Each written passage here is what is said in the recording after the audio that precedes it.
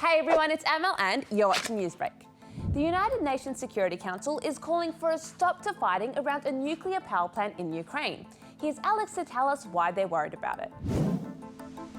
For the past few months, a lot of people have been worried about the Zaporozhzia Nuclear Plant in the southeast of Ukraine. The plant, which is the biggest nuclear plant in Europe, is in the middle of a bit of a hotspot in the war. It's controlled by Russian soldiers, but is still being operated by Ukrainian technicians.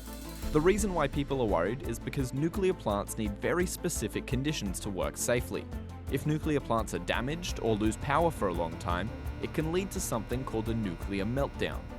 This has actually happened before in Ukraine, in 1986 at a plant in Chernobyl, which resulted in massive explosions and spread dangerous radiation across parts of Europe.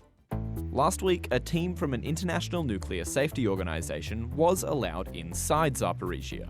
We have been seeing military activity, impact, holes, markings on buildings of shelling.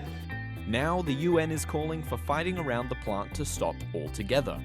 It's also working with the IAEA to set up backup power, keep 2 nuclear safety experts at the plant permanently, and do everything it can to make sure the area remains safe. South Korea has just been hit by its biggest typhoon in years. Typhoon Hinnamnor has destroyed roads and left tens of thousands of homes without power. At least 2 people have died, and the Korean military has been helping with rescues. It's now moving through Japan and towards eastern China, but authorities say it will probably be downgraded to a tropical cyclone. South Australia has just held its downhill state championship, and for the first time it involved adaptive bikes, like these ones. They're designed for people with paraplegia to help them get back on the track. Here's Michelle. Grant Allen is going downhill, but not in a bad way.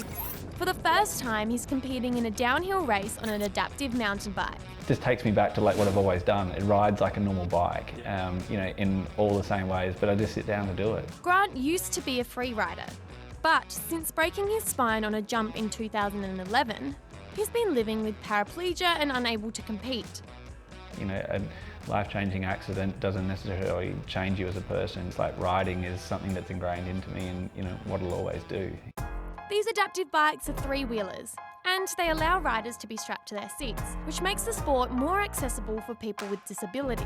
It's awesome, I guess it's like riding a bike, it just comes naturally back, and yeah, all the fun and adrenaline.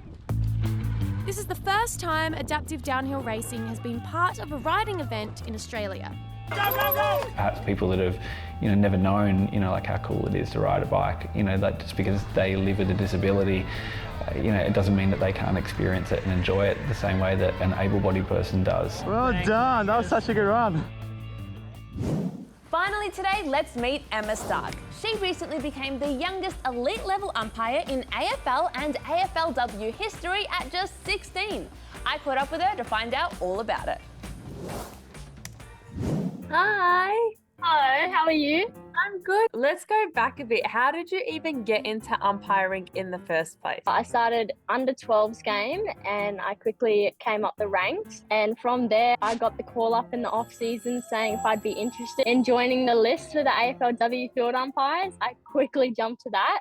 I was so over the moon. I cannot explain how excited I was. I just had training on this oval in front of me. Looked at my phone after training and saw I had a missed call from my assistant coach.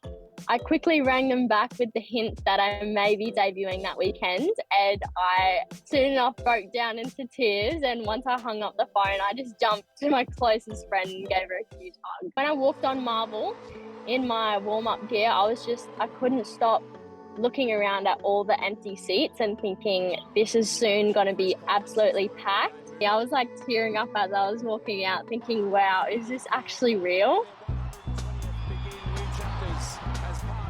And then once the game started, what was going through your head? In the first few minutes, everything was still so surreal. As the game quickly got ahead, just focused on my task ahead of me. What do you see for the future? Footy player, umpire, what's the dream? I love them equally as much. I'm hoping to definitely stay at elite level and even maybe umpire the men's AFL, but I'm not sure what pathway I want to go down yet. So I guess I'll see what happens in the future and just go with the flow. Thanks, Emma. See you later. She wasn't actually there. We chatted the other day. Well, that's all from us, and I'll catch you tomorrow. Bye.